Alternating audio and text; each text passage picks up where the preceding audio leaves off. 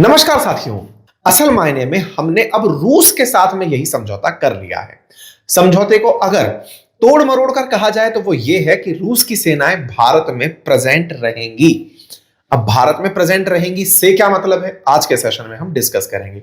Number दो, भारत के साथ में इन्होंने जो रेलॉस एग्रीमेंट किया है, उस रेलॉस एग्रीमेंट के लिए रूस की संसद, जिसे ड्यूमा कहते हैं, वहां पर परमिशन दे दी गई है। अब यहां पर एक पॉइंट ऐड होता है, रूस की सेना हमारे यहां रहेंगी तो क्या हम किसी तरह से स्वतंत्रता से अलग अलग हैं क्या? क्या हम संप्रभु राष्ट्र नहीं है क्या?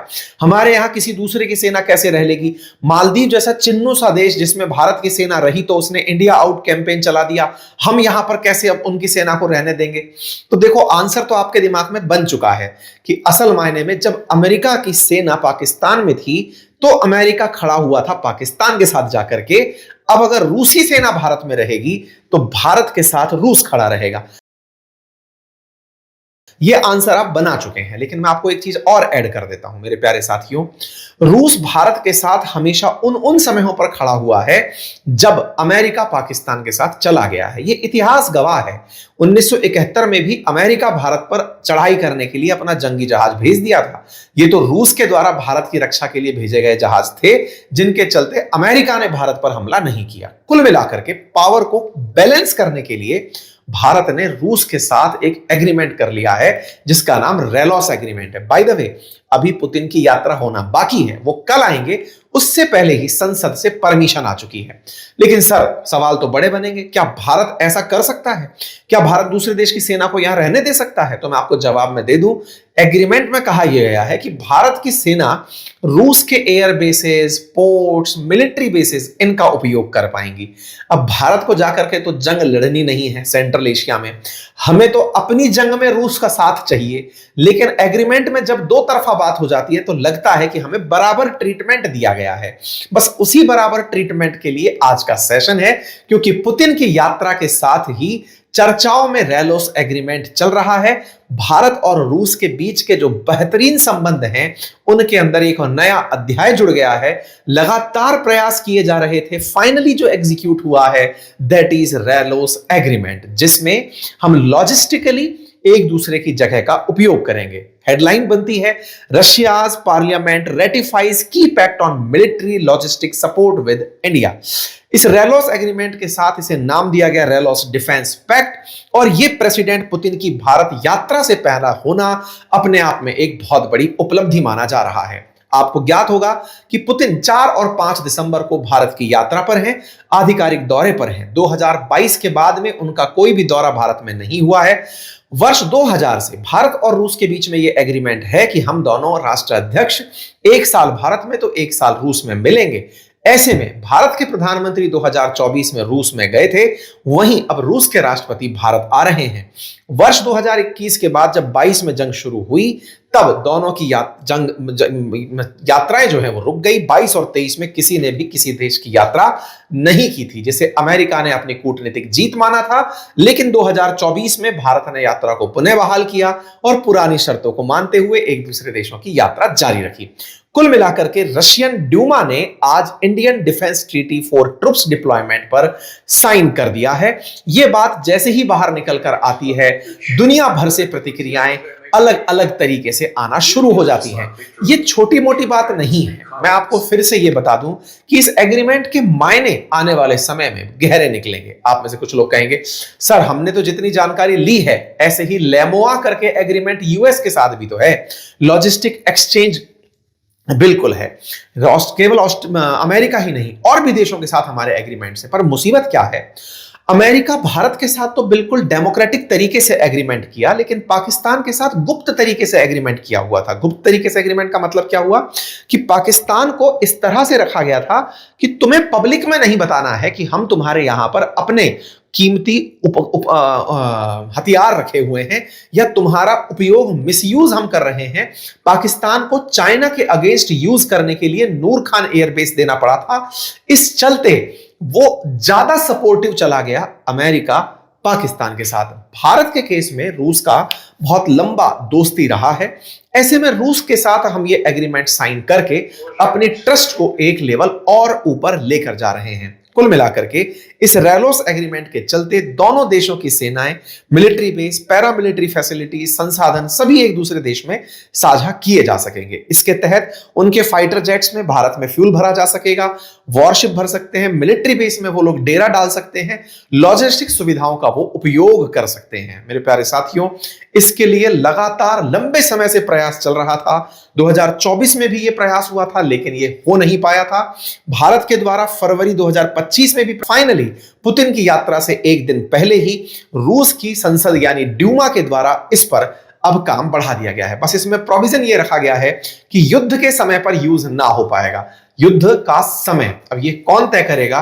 जब युद्ध रशिया यूक्रेन के युद्ध को भी युद्ध ना माना जा रहा हो, वो केवल एक एग्रेसिव एक्टिविटी मानी जा रही हो, अब एक डिफेंसिव एक्शन माना जा रहा हो, तो युद्ध की परिभाषाएं भी आज के समय में बची नहीं है। कुल मिलाकर के भारत और रूस के बीच में अब एक विदेशी बेस बन जाएगा। अब आपके दिमाग में एक सवाल बनेगा कि साहब एक बात बताइए, रूस को तो भारत के अंदर एक बेस मिल गया, आप इसको उल्टे तरीके से देखिए सर।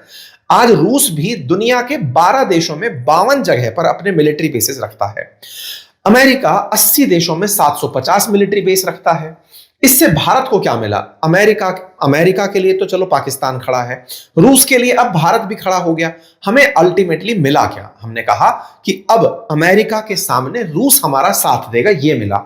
बोले नहीं सर, हम लोगों ने कुछ खोया भी तो रूस के चलते था। जिन्हें हमारा पुराना सेशन याद है, 31 अक्टूबर को मैंने आपके सामने एक सेशन किया था जिसमें मैंने बताया था कि भारत ने ताजिकिस्तान में अपना एक एयरबेस खो दिया है जिसका नाम आयानी एयरबेस था, जिसके बारे में न्यूज निकल करके आई थी कि ये आयानी एयरबेस जो सेंट्रल एशिया में अफगानिस्तान के जस्ट उत्तर में है, जिस एयरबेस को भारत ने जब अफगानिस्तान के साथ अमेरिकी युद्ध चल रहा था उस समय पर हमने अपने लोगों को निकालने के लिए इसका उपयोग किया था।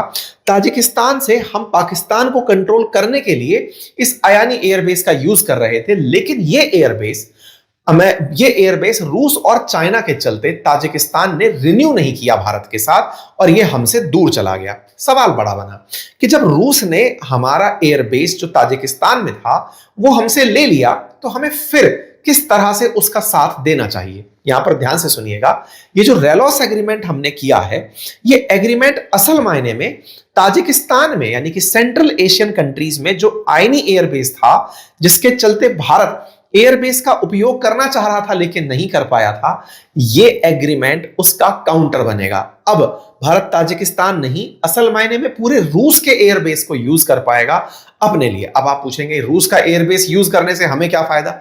जिस तरह से ताजिकिस्तान आपके लिए चिंता का विषय है, जानकर चलिए कि सेंट्रल एशिया कभी यूएसएसआर का हिस्सा हुआ करता था और आज भी सेंट्रल एशियन जो कंट्रीज हैं, चाहे ताजिकिस्तान, उज्बेकिस्तान, किर्गिस्तान, कजाकिस्तान, ये भी रशिया के साथ खड़ी हुई हैं और ये साथ मिलकर के ही सारे निर्णय आज भी वैसे ही लेना चाहती हैं। अल्टीमेटली यूएसएसआर श्रेणी में ये अपने आप को आज भी मानते हैं। कुल मिलाकर के भारत ने जो आयनी एयरबेस खोने पर नुकसान उठाया था वो इस एग्रीमेंट के साथ फायदे में बदल गया है। कुल मिलाकर reciprocal exchange of logistic support नाम का यह एग्रीमेंट दोनों देशों के जहाज, विमान, सैनिक, उनके ईंधन भरने, उनके सामान जरूरी ले जाने, रुक सकने, ट्रेनिंग करने, ज्वाइंट एक्सरसाइज करने, इन सब में मदद देने की सुविधा देगा। सवाल बड़ा है सर, पाकिस्तान का इससे क्या हाल होगा?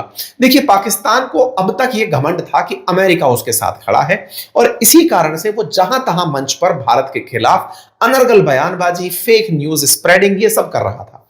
रूस के भारत के साथ आते ही पाकिस्तान को कई तरह के जवाब मिले। जैसे हुआ ये कि अभी जब भारत की यात्रा पर रूसी राष्ट्रपति निकलने शुरू हुए तो रूसी विदेश मंत्रालय की तरफ से, जैसे हमारे यहां रणधीर जायसवाल साहब जवाब देते हैं विदेश मंत्रालय प्रवक्ता की तरह से, ऐसे रूस की जो राष्ट्रपति भवन है उसको क्रेमलिन कहा जाता है। क्रेमलिन की तरफ से स्पोक पर्सन ने क्वेश्चन आंसर्स पर जवाब दिया। दिमित्री पेस्कोव जो है उनका नाम है, और दिमित्री पेस्कोव ने भारत आ रहे पुतिन से रिलेटेड जितने भी सवाल हैं जो भारतीय मीडिया जानना चाहती थी, उन्होंने अपनी तरफ से उन सभी चीजों का जवाब दिया। ये जो दिमित्री पेस्कोव हैं, इनका मीडिया ब्रीफिंग था। भारत के तमाम पत्रकार इनसे तमाम सवाल पूछ रहे थे। क्यूरोसिटी इस बात की थी कि जब पुतिन ऐसे टेंस माहौल में भारत आ रहे हैं, जब अमेरिका भारत को बार बार यह कह रहा है कि आपने रूस से किसी भी प्रकार का व्यापार किया तो आपको इतना % टैरिफ देना पड़ सकता है, तो ऐसे में पुतिन एजेंडा क्या लेकर आ रहे हैं? कई सवाल पूछे गए, जब सवाल पूछे गए तो इन्होंने खुलकर चीजों का जवाब दिया। इन्होंने एक एक बात खुलकर बताई। इन्होंने कहा कि देखो, आप सभी जानते हैं कि ब्रह्मोस ने भारत और रूस के बीच में विश्वास को नेक्स्ट लेवल पहुंचा दिया है। मैंने कल भी आपको एक सेशन में बताया था कि भारत ने ब्रह्मोस का new generation, next generation level test कर लिया है without announcing in the world. ऐसे में चाइना वाले हमारी रैकी करने आए थे और ब्रह्मोस सुपरसोनिक मिसाइलों में दुनिया की सबसे तेज सुपरसोनिक मिसाइल कंसीडर की जाती है। ऐसे में उन्होंने कहा कि हमारे टारगेट बड़े स्पष्ट हैं। हम भारत के साथ व्यापार को 2030 तक $100 बिलियन तक ले जाना चाहते हैं। इतना ही नहीं, हम यह चाहते हैं कि भारत पर किसी तीसरे देश का असर ना हो। जब उनसे पूछा गया कि सर एक बात बताइए, S-400 को लेकर के भी बात होगी क्या, उन्होंने कहा यह तो हमारे टॉप एजेंडा में शामिल है। आप पूछेंगे ये क्यों? S-400 तो भारत ने 2018 में ही ऑर्डर कर दिया था, 3 यूनिट आ भी चुकी हैं। तो मैं आपको बता दूं, रशिया यूक्रेन युद्ध के चलते 2 यूनिट अभी भी बची हुई हैं S-400 की, और इस बीच में रूस S-500 बना चुका है। 400 की जो रेंज है वो 400 किलोमीटर अगर है तो 500 की रेंज 500 किलोमीटर है, यानी 500 किलोमीटर पहले ही दुश्मन की आती हुई मिसाइलों को वो इंटरसेप्ट करके खत्म कर सकता है। ऐसे में इनसे पूछा गया कि क्या S-400 है डिस्कशन का पार्ट? बोले हाँ, वो तो मेजर डिस्कशन का पार्ट है, उस पर तो हमारी चर्चाएं होंगी ही। बोले सर क्या सुखोई 57 भी चर्चा का विषय है? तो इन्होंने कहा देखिए, वो हमारे बेस्ट प्लेन्स में से है, दुनिया के जो बेस्ट प्लेन है उनमें से हमारा सुखोई 57 है। लेकिन बहुत सारे ऐसे बेकार देश भी प्रेजेंट हैं जो मार्केटिंग करके भारत के सामने हमारी इमेज खराब करना चाहते हैं। हम चाहेंगे कि हम अपना सुखोई 57 भारत के साथ वार्ता में शामिल करें। इनसे और भी बातें पूछी गई तो इनसे कहा गया कि साहब एक बात बताइए कि क्या भारत के इन्वेस्टर्स रूस में निवेश कर सकते हैं? तो उन्होंने कहा कि हम अपने आप को मोस्ट फेवरेबल कंडीशंस के साथ इंडियन इन्वेस्टर्स के लिए रखते हैं, वो आए और रूस में निवेश करें। उन्होंने साफ तरीके से कहा कि एक देश, बिना नाम लिए अमेरिका का, कि वो सारे नियम तोड़ करके WTO के नियम तोड़ रहा है, व्यापार के नियम तोड़ रहा है, UN के नियम तोड़ रहा है और वो दुनिया के साथ टैरिफ युद्ध खेल रहा है। ये उचित नहीं है। भारत को चाहिए कि वो अपने हितों की रक्षा करे और भारत अपने आप का ख्याल रखते हुए आगे बढ़े, ऐसी हमारी अपेक्षा है। उन्होंने तमाम प्रकार के सवालों के जवाब दिए, जिनमें से चाबहार पोर्ट हो, वोस्टक तक का जो रास्ता है उसकी बात हो। इन्होंने सारी बातों पर बेहतरीन तरीके से अपने जवाब रखे। इन तमाम जवाबों के बीच में एक सवाल और पैदा हुआ, वो ये था कि रूसी राष्ट्रपति की भारत यात्रा के साथ साथ यूरोप के अंदर चिढ़ मचना शुरू हो गई। यूरोप की चिढ़ पता कैसे चली, अब मैं आपको वो बताता हूं।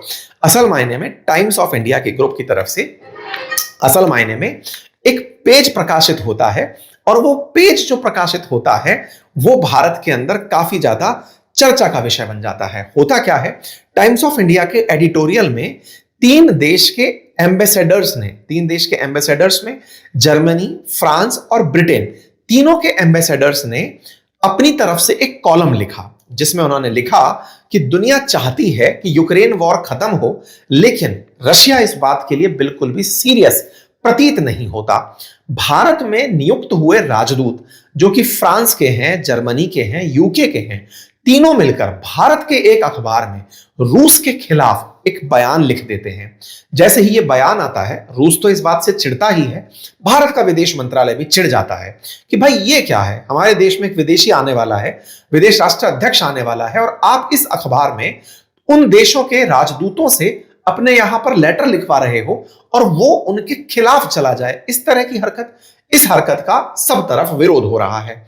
वहीं दूसरी तरफ रूस ने अमेरिकी इन्फ्लुएंस में चल रही मीडिया को काउंटर करने के लिए भारत में रशियन टाइम्स का ऑफिस खोलने का निर्णय लिया है। आप सभी को ज्ञात होगा, जिस प्रकार से अमेरिका के प्रमुख अखबार न्यूयॉर्क टाइम्स का नाम सुनते हैं, न्यूयॉर्क पोस्ट का नाम सुनते हैं, वाशिंगटन पोस्ट का नाम सुनते हैं, ये तमाम वो अखबार हैं वेस्टर्न मीडिया के, चाहे फिर रॉयटर्स हो, फिर चाहे आपका DW हो, ये सभी अखबार एक जैसी खबर लिख करके रशिया के खिलाफ, भारत के खिलाफ, चाइना के खिलाफ, विशेष रूप से कहिए तो ग्लोबल साउथ के खिलाफ बयानबाजी करते हैं। अब धीरे धीरे भारत समेत दुनिया के सभी देशों को यह समझ में आने लगा है कि अपना मीडिया होना जरूरी है और इसी को करते हुए रूस ने अब भारत में प्रॉपर तरीके से ऑपरेट करने का निर्णय लिया है। कुल मिलाकर के रूस की राष्ट्रपति की यात्रा से पहले ही नैरेटिव वॉर अपनी पीक पर चल रहा है। हमें तो खैर सबसे आनंद का विषय इतना है कि भारत रूस के संबंध निरंतर बढ़ते रहें और दोनों स्ट्रेटेजिक रूप से इतने आगे बढ़ें कि दुश्मन को हमारे खिलाफ बोलने से पहले 10 बार विचारना पड़े। खैर, हर चीज के अपने प्लस और माइनस होते हैं। भारत के रूस के साथ रिश्ते अगर हैं तो उनके अंदर व्यापार भी शामिल होता है, व्यापार के साथ लाभ भी शामिल होता है, लेकिन अल्टीमेटली भारत को अपने फैसले स्वतंत्र रूप से लेने का अधिकार है और वो निश्चित ही लेगा। उम्मीद है आप सभी साथियों को यह जानकारी पसंद आई हो और अगर हां तो अपने साथियों से इसे जरूर साझा कीजिएगा। चैनल पर नए हैं तो सब्सक्राइब कर लीजिएगा। चूंकि मैं आउट ऑफ स्टेशन हूं, बिना बोर्ड के हूं, तो हमारी टीम ने आप तक इसे खूबसूरत अंदाज में पहुंचाने का प्रयास किया है। उम्मीद करते हैं कि आप इसे पसंद करेंगे और साथियों के साथ इसे अवश्य साझा करेंगे।